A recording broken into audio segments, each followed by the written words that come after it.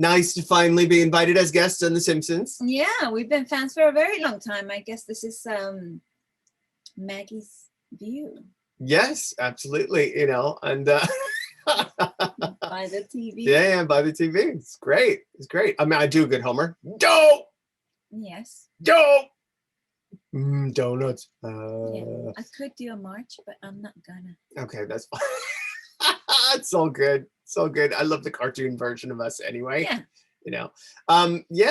So I'm excited. I'm really hoping they're going to use some of the Glory Company music. Yeah, that'd be awesome. It'd be particularly awesome if they would use this one. Live from The Simpsons, it's Friday Night Live! It's Friday Night Live! With Glory Company! For the Glory Company 2-for-1 studio album fundraiser. Brought to you by Rocket Fuel. With special guests, Pearl Nagy! And Matthew Nagy!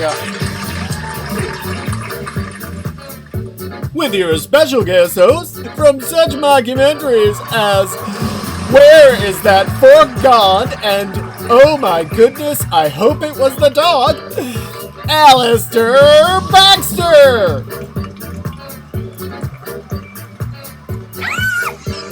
And now, we bring you the serious mockumentary expose, The Making of Dinky Donkey. Why did it take 10 years? Why did it take 10 years to make? Oh. They really wanted to make a difference with their first album. He was trying to mix them, he didn't know what the heck he was doing. But Manny, your mixing skills, they're just terrible. The Making of Dinky Donkey. Over 10 years ago, when Matthew and Pearl Nagy began to pursue their new path where they felt God leading, little did they know that they were birthing a new movement that would grow from local house church to worldwide worship ministry known as Glory Company. They also had no idea that the first joyful worship song that they wrote would become a worldwide hit that would be sung in churches and Christian music festivals across the globe. Thousands of people and angels singing Dinky Donkey. And yet, despite all this, Matthew and Pearl's attempts to record Dinky Donkey in the studio would be hampered for over 10 years. Why did it take so long to record and mix a 10-song album, including the beloved anthem about a dinky donkey? What happened along the way? Where did it go wrong? Who stopped the song from coming out and why? Who was involved? Who wasn't involved? Who wrote this script? Why was it never good enough to release? Why didn't anyone help? When did they realize they could not finish it without help? Why am I asking so many questions? Come along on a journey with us as we explore to find out why The Making of Dinky Donkey took 10 years, yet went nowhere. Why did it take 10 years to make? Oh. At the start of Glory Company, there wasn't much going on. It was Pearl and I in a big empty room with a guitar worshiping the Lord. That was it. We did that for 9 months until we gave birth to the first Glory Party. It was wonderful. It was not well attended, despite we having lots of friends around and lots of people. But, we were faithful with it. We did it once a month. And eventually, it started to kind of pick up. We started to get like-minded people who just wanted to worship the Lord for hours. Sure, it was all wonder during the glory parties, but what about the songs? Where did the songs come from? I always believed in my brother. He always loved music, so it didn't surprise me that he wanted to mix songs and record. Man, you first started writing songs and you wanted to learn how to record. That was fun. And we did start writing songs during worship time. A lot of songs came out of thin air. Dinky Donkey. How did it start? I don't remember. It's been so long. There were lots of songs came out of house church. A lot of songs came out of spontaneous stuff and a lot of 3 a.m. wake-ups.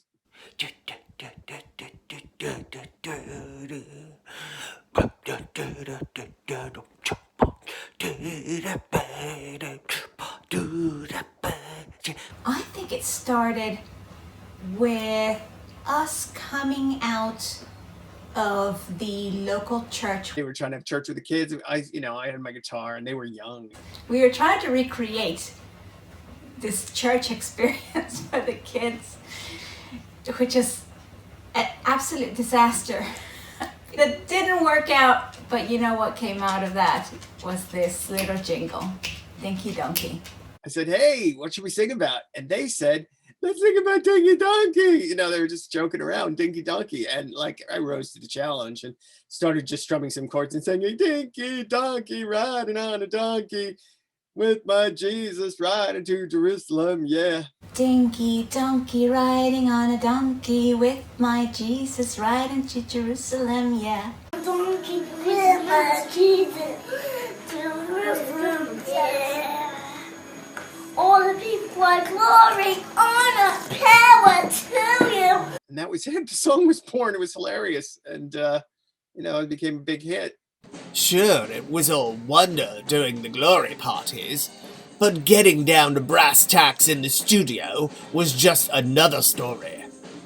I remember when they started recording Dinky Donkey, took him ages. Got himself a Mac and he got himself Logic, and then he just started recording. Everybody was riding me a little bit. They said, you can't buy a Mac and just teach yourself Logic in like 5 minutes and, and record a perfect album and mix it. And I said, well, this is exactly what I'm going to do. No, initially, no, I had nothing to do with the initial recording of that, really, because I felt it was Matthew's baby and his thing, and he wrote the songs, and so he was the beginning of it. So yeah, he was definitely just doing his thing. Matthew and Pearl, they were writing songs and recording them, and they really wanted to make a difference with their first album. As we were recording, it was so exciting. We had all the instruments out all the time, and so we could just pick up anything and just record anything, and it was great. And so recording was quick. The quality was not necessarily perfect, but we would, we make up for that later. We figured, we just want to make music and gonna make it. So we just made it, and that was all. Dinky Donkey riding on a donkey, with my Jesus riding to Jerusalem, yeah. All the people cry glory, honor, power to you. How's that? I remember he was sitting there and he recorded it, and he just thought it was great. He was playing to everyone, and it was so funny. And there's a couple of catchy tunes. I was humming them for days. We are your glory company. We are your glory company. We are your glory company. And we love you, Jesus. Love you, Jesus. Is that good? I don't think he even took a lesson. I think he just did it. And, what do you think, Polly? When you're recording, it's an absolute joy. But when you're mixing and arranging and you're not quite getting the sound you want, it starts to get a little stressful.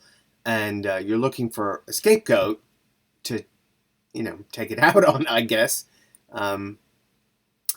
That got interesting. The problem when it's just two people in a band and, and they're having to perform all the different instruments is that, I guess, in a normal band you get all sorts of different input, but when it's just two of you, then, I'm not really sure what happened. One day he was a guitarist, one day he was a bass player. I don't even know who was the drummer.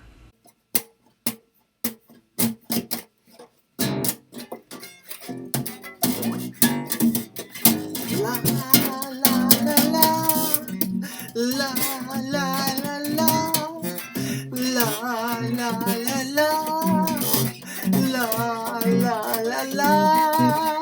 Matt's like a bass player, and like, but then he also had to be a guitarist, because he just couldn't quite convey what he wanted to like other guitarists, and he wanted a certain sound. So he just became a guitarist, and like me, like I'm a guitarist, and and then he would just play the guitar, but he didn't have any pedals, he was just like, it was using what was there, and like he was using acoustic as an electric, and he was using like a broken electric as an acoustic, and one time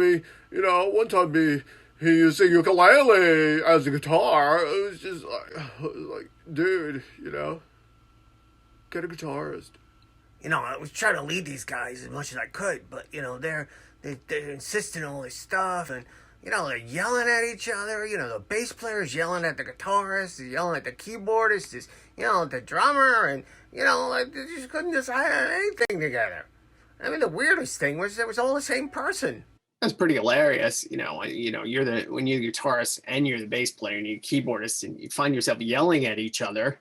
Hey, the bass player is going, we need more bass, and the guitarist is going, no, I can't hear the guitar, man, and it's all you. It can be a bit confusing. Listen, I don't care. I want more bass. Don't just stand there staring at me like that. I want more bass. Yeah, that's the stuff that's starting to sound right. But it needs more bass. It was pointless. There's Matt yelling at the drummer, and the drummer was a dang computer. He programmed the thing. If he wanted something different, he should have programmed it differently. Just when they thought they had recorded the entire album, was barely anything left to do. Sadly, tragedy struck. When you're a two-person band, you can't yell at anybody. It's like you're the bass player, you're the guitarist, you're the keyboardist, you're the vocalist, you're the drummer, or you program drums. Sorry, I'm just remembering Dell. I don't want to talk about it.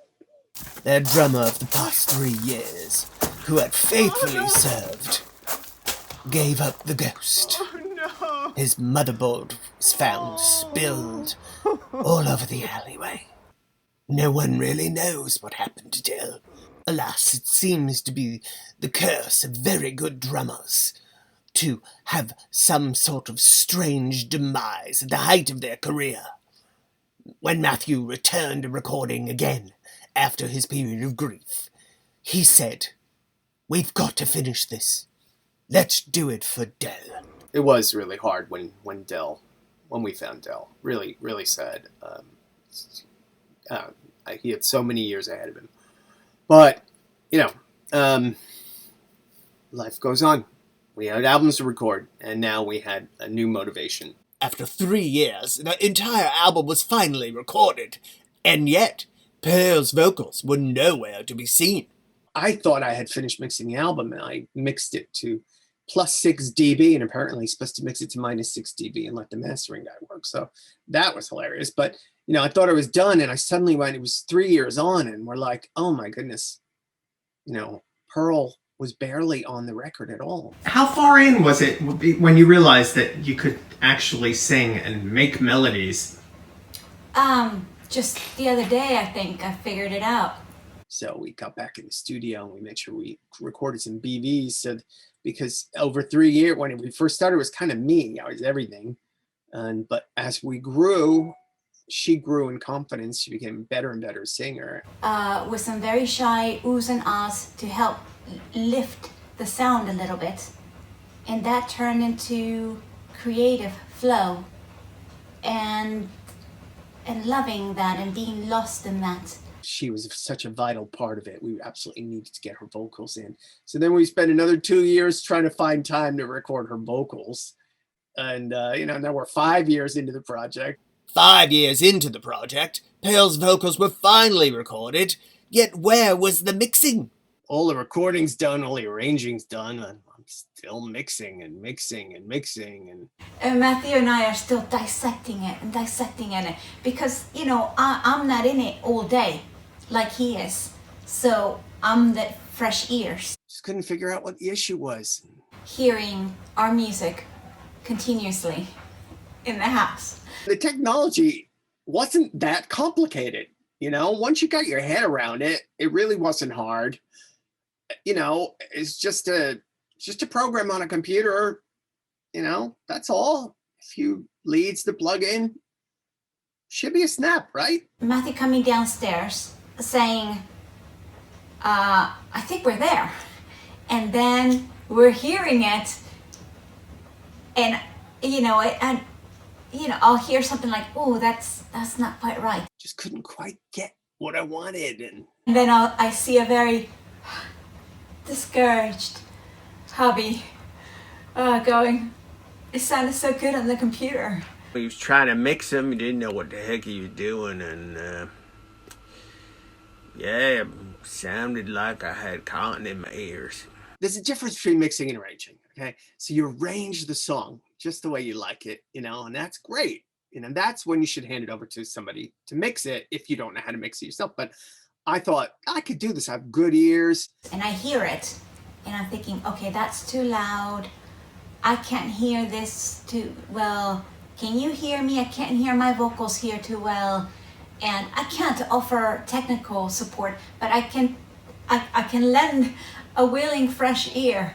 You know, I got really junky PC speakers that didn't help, and I got really good headphones, and they weren't great. But you know, and so you tell yourself all these things, and my room's not soundproof, and all this stuff, and I just thought he was losing it. You know, he's sitting there, he makes a mix, and you know, he hears it in the speakers, and he thinks that's great. So you know, you mix one, and then mix two, and then mix three, mix four, mix five, mix six, mix seven, mix eight. Brings it in your car, and he listens in the car, and he's like, oh, no, not so good. And then he goes back to the speaker, and he makes another mix, and, you know, it goes on like this. Final one, final two, final three, final four. No, not that final. This is the real final. Final. Day after day after day after day. I mean, it was going for like months, weeks and months, and final version 4. Final version 6, final master, with mastering, without mastering. You know, he just kept going, I'm so muddy, what's wrong? I can't fix it. Why don't I'm trying to learn, but it was just terrible. And then you hit it. You're like, I got it, right? And there it is, and it's in the speakers, and it's beautiful. And then you put it in the car. Dinky Donkey, riding on a donkey with my Jesus, riding to Jerusalem, yeah. All the people cry glory, honor, power to you. Dinky Donkey, riding on a donkey with my Jesus, riding to Jerusalem, yeah. All the people cry glory, honor, power. Even the rocks cry out, oh. Even the rocks cry out, oh. Even the rocks cry out, even the rocks cry out.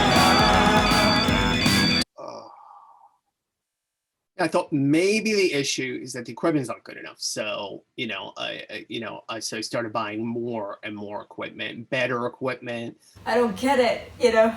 Maybe it's the speakers.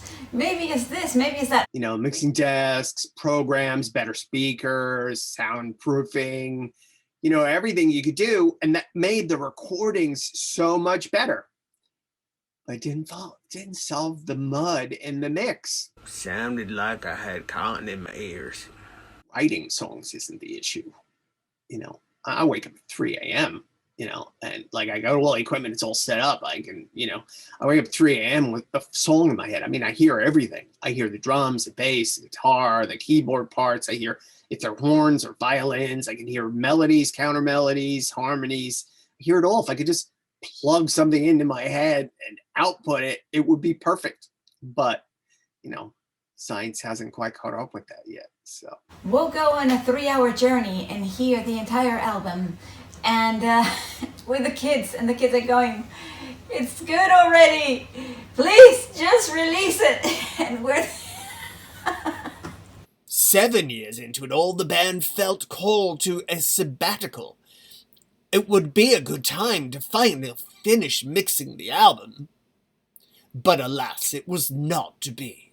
You know, people said to me, you got to find your piece again. This mixing is, you know, it's taking its toll. You know, you got to find your piece, man. Yeah. Hey. Love. Hey. We had some great mixes.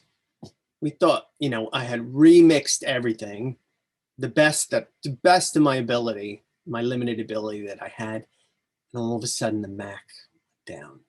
That had all the mixes. All we had was a backup copy from 2013. Here we were 7 years in. We thought we'd nailed it, and we thought we were there. You know, but even listening back to those, they still sound muddy to me. They still don't sound fresh and bright like you would expect from a professional. 1 year into the sabbatical, Matthew discovered that he had cancer in the tonsils and had to undergo a year of treatment and heading back to health thereafter.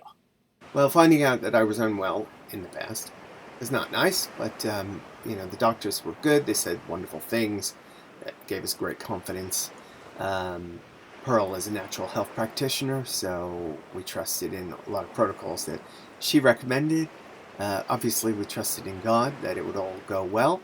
So we agreed to go through the process, the treatment and the subsequent healing, but really that took up a whole year. So that was an entire year that there was no mixing on the Dinky Donkey album for good reason. We needed to concentrate on healing and getting well, you know. So, but, you know, life goes on by God's grace. You know, one fun thing about radiation treatment is I got superpowers.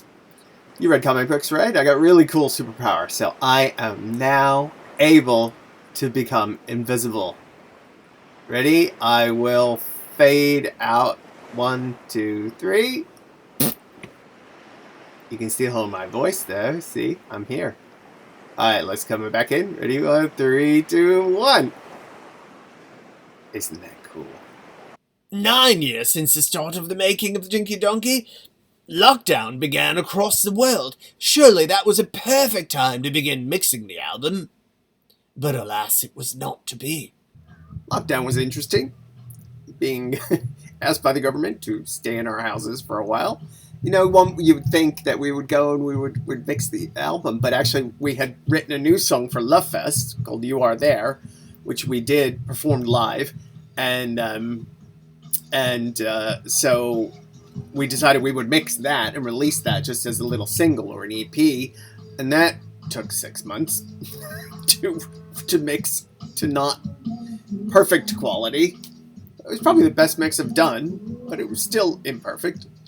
But it was a lot of fun. It was a lot of fun to do, and it did have the desired effect. It did make us really want to finish Dinky Donkey right afterwards. So, you know, got it straight back in our heads, which was great. At the 10th year anniversary of the recording of Dinky Donkey, Matthew finally realized it was time to get some professional help. You know, as his manager, I just, you know, eventually somebody had to say it to him, and, you know, it landed on me. So I said to him, Matty, look, your music is great, your songs are great, your musicianship is great, your voice is, you know, is pretty good. It's good enough. And, you know, but Matty, your mixing skills, you know, they're just terrible. They're terrible. You know, you can only mix, you can arrange, but, you know, but to get that professional sound, you're just not getting it, Matty. You gotta let someone else do it. And, man, it just really broke him deep down inside. He just thought, but I could do anything. But, you know, he couldn't do it. He couldn't mix. He couldn't get the mud out. It's possible for anyone to record. Mixing levels and frequencies and all that jigging about, that's one process. The other process is then mastering. And that is what gives it the kind of glossy, high quality finish that you get in an actual any type of album that you purchase? No, I guess the end goal of any worship song is that you want to get closer to God. And, the funny thing about this 10-year-long experience, as schizophrenic as it was at times, full of happiness and joy, full of tragedy sometimes. I think Dinky Donkey has been in the process quite organically been manifesting and developing, and it's taken all these years to put together. The whole journey led to us getting closer and closer to him. And that was what it was really all about. Maybe that's why it took 10 years. That's when they found rocket fuel and started their campaign to fundraise for the mixing of the Dinky Donkey studio album. But meanwhile, they had written so many other songs, it was also time to raise money to record the second studio album, The Sound of Heaven. What once started as Matthew having this song in his heart, it feels like the right time to release it now, release the donkey. I just had to take myself away from it all, go for long walks with God in nature and just get my head together again, get back in the game. I was just waiting and waiting for some sort of epiphany. And then it hit me. What if we did a crowd fundraiser in order to be able to mix it? But meanwhile, we'd written all these other songs that were like, whoa, what if we do a really big fundraiser and we not only mix Dinky Donkey, but we also record and mix and master the second album as well? Costs a certain amount of money to have this final product achieved. And what I have gotten to understand is that there's so much involved in producing an album. Recently we got the Mac back. So now, launching into this new project with a professional mixer, I at least have a really good mix, really well arranged to give to my producer so that he can mix it for us. It's been a labor of love from all of us, really. So, Dinky Donkey, 10 years in the making. We're doing our rocket fuel fundraiser. We're raising enough money for the mixing and mastering of Dinky Donkey. Get the equalizing and the levels and all of that gadgetry doodah that I have nothing to do with, and buy some pros and have it mastered, and so that what you get is a very beautiful product. And also to record, mix, and master The Sound of Heaven, which has all the other songs that didn't make it onto Dinky Donkey, plus a load of new songs. More 3 a.m. wake-ups. Fantastic stuff. I don't know that we have gotten to a point where we say, oh, it is finished. It's just going to be great. Really looking forward to finishing it and singing it out to the world. There has to be a deadline. There has to be, so this is why it's good to involve other people and the pros, because the pros say, this is the date for this will be the date for that, and launch will be on this date. And so we're working with this construct. Otherwise, what ends up happening is that you're working on an album for 10 years. That's what that looks like. It's going to be wonderful, but the quality will be such that can actually make it onto radio stations across the globe, which is what we need. What we choose. We choose to release the donkey to the world. How will I feel when all of this is done and dusted? I think we'll have a glass of wine and have a deep breath, and then we'll think about the next project. Be like, right, what's next? Because we'll have energy and momentum, and we'll be buzzing from it. Well, we've come to the end of our story. Listening to Matthew and Pearl's ups and downs, just finding out why it took 10 years to mix this studio album, which we all greatly look forward to, its release of Dinky Donkey. If you would like to get behind Matthew and Pearl's fundraiser, they can finally finish mixing Dinky Donkey professionally and release it to the world. help free the donkey. But thank you so much for your part and your contribution, which enables us to get some people that really know their work and really know their field, and they can accelerate the release of this for sure. Thank you. I've been your host, ALASDAIR Baxter, and it's been such a pleasure. Thank you, and good night. Coming soon on CD and digital download, Dinky Donkey, the album. Dinky Donkey has all the favorite hit songs from the earlier years of Glory Company. Glory Company, Our God is Bigger, 7, This is Jesus, The Party Song, Holy Holy, Blissed Out, I Don't Want to Go Back to Normal, Fullness of Life, and of course, Dinky Donkey. But Dinky Donkey and the rest of the songs have been trapped in digital limbo for 10 years now. Look at that poor donkey, trapped there, just waiting to be finished and released from captivity into the world. Here's where you can help us. If you help support our fundraiser, we can release the donkey!